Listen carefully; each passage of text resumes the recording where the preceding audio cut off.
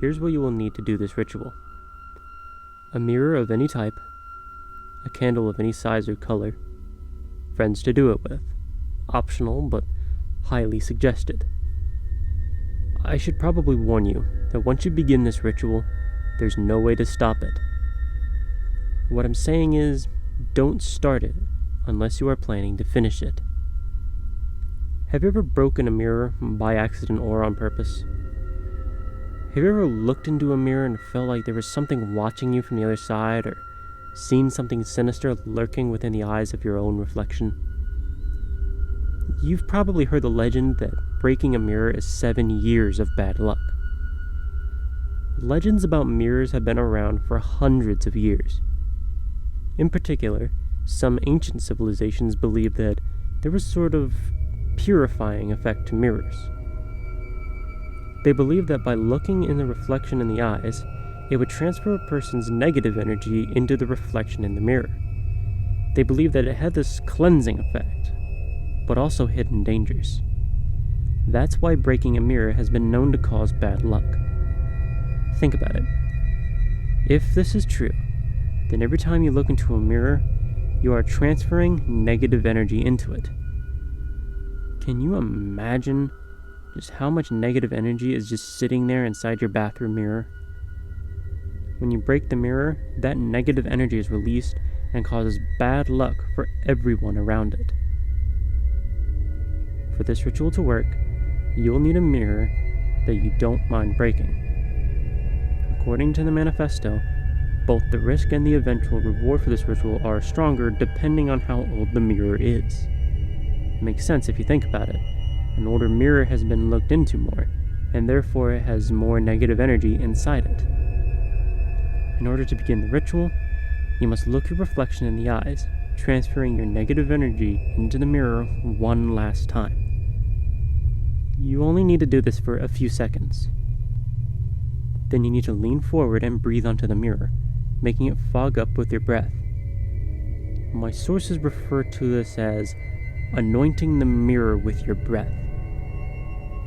At first you might find this strange, but do a little digging and I think you'll find that the word breath once meant something similar to spirit.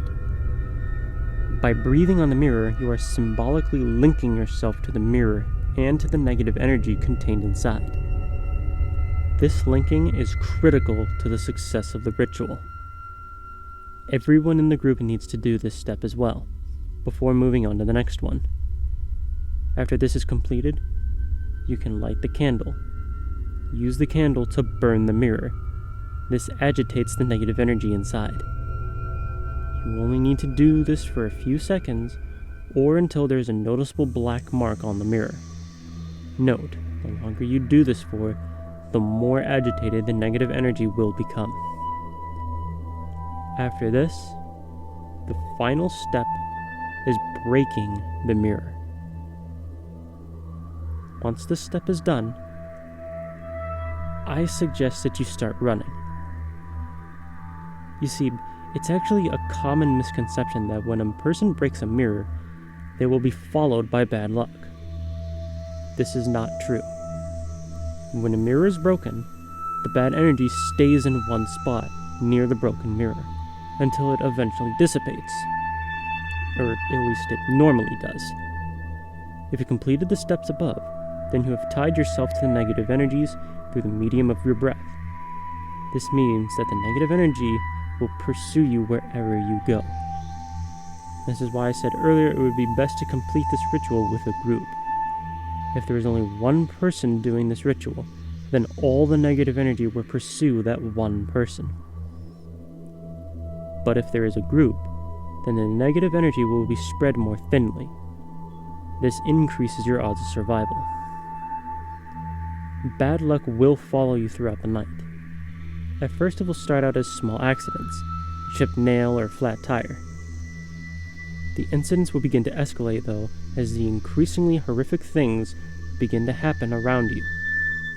Eventually these incidents will become life-threatening, no matter how many people you did this ritual with.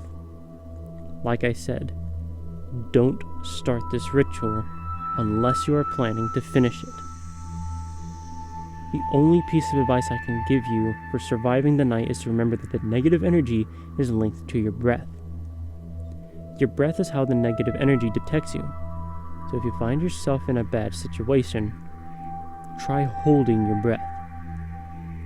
This should make you temporarily invisible to it.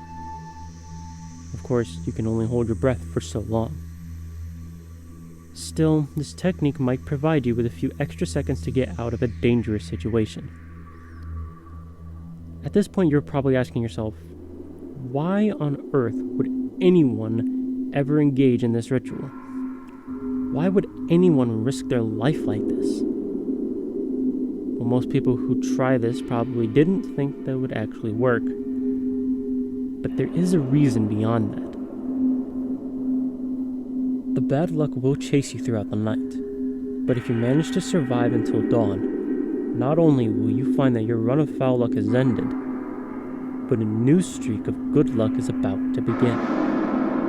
The first lights of dawn have a special purifying property. If you survive until morning, then the negative energy inside the mirror will be purified and will re-enter your body, filling you to the brim with positive energy. After this, everything will seem to go your way. You'll find that people are generally nicer to you, and that the opposite sex are extremely attracted to you. Or the same sex, if that's your thing. You will succeed at everything you do, whether it be a job interview, an important exam, or a business venture. I would highly suggest buying a lottery ticket. It should be noted that the amount and the duration of your good luck will be the equivalent to the amount of negative energy that was in the mirror. If you just bought the mirror at the store, then the good luck will only last a couple days, and will not be all that severe. If you use an old mirror though, then your lucky streak will be far more powerful and may even last for months or even years if you had an old enough mirror. If you use a mirror that has a more personal connection to you, such as a bathroom mirror or a mirror from your bedroom, then the good fortune you experience will be suited to your particular desires and tastes. One more thing I should probably warn you about is the timing of the ritual. The ritual needs to be started at sunset with at least 6 hours until dawn. Two common tricks that people try to use in regard to this ritual are starting during the daytime and starting a few minutes before dawn.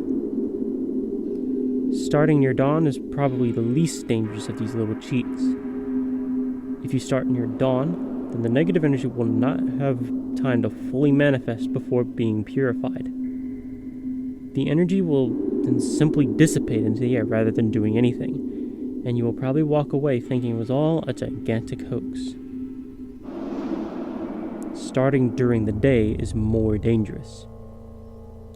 People will start during the day thinking that the daylight will instantly nuke the bad energy and keep them safe. This is not true. Notice that it said that it was the lights of dawn that have the purifying power, not the light of day. By starting during the day, you actually give the bad luck more time to pursue you, and thus decrease your odds of survival significantly. You know, a lot of people might call you stupid or crazy for wanting to try this ritual at all. I wouldn't though. I can understand the thinking that goes into it. I can understand wanting to take control of your luck, both good and bad, rather than accepting the seemingly random twists and turns life seems to throw at us.